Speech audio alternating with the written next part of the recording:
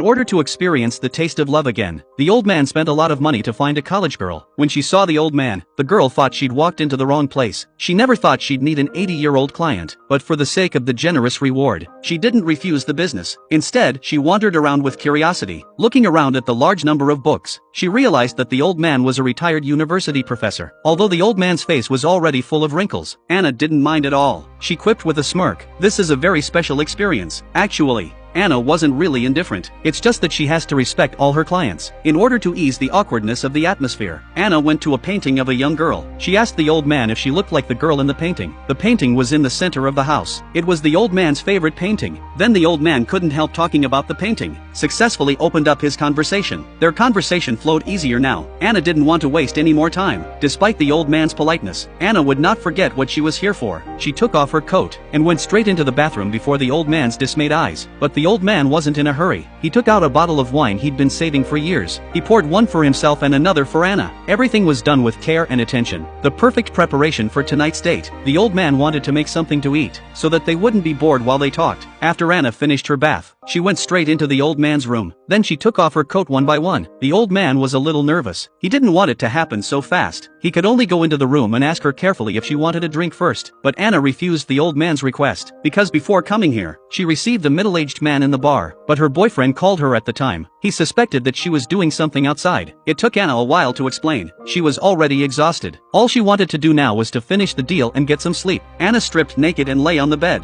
The old man was hesitant. He didn't dare go back to his room. Finally, after a few drinks, the old man came to the room, but he only helped Anna to extinguish the lights around her. The next morning, even though nothing had happened yesterday, Anna didn't think the old man was a good man, because the old man bought her for 3 days. Maybe he just wanted to get acquainted first. She had met many men. Many of them acted like gentlemen. But in the end, the goal remained the same. The old man drove Anna to school, then parked in the same place and waited. After school, they were going to have lunch together, but then the old man noticed. A man in blue stopped Anna. That man was Anna's boyfriend. They were still arguing about last night's suspicions, but because Anna had a class to attend, she didn't have time to argue with him. But the boyfriend didn't want to leave. He stood in the doorway waiting for Anna. That's when he noticed the old man. At first, he thought he was a cab driver, but when he saw that the old man wouldn't leave, he realized that the old man and Anna knew each other. So he went up to the old man. He wanted to talk to the old man. The old man had no reason to refuse him, so he let him sit in the passenger seat. Because the old man was very old, the boyfriend didn't imagine that he was a client of Anna's. He thought he was Anna's grandfather, and the old man didn't blow the whistle on the misunderstanding. He talked to the man as a grandfather. They talked about names. At that moment, the old man learned that the man was planning to marry Anna, because after marriage,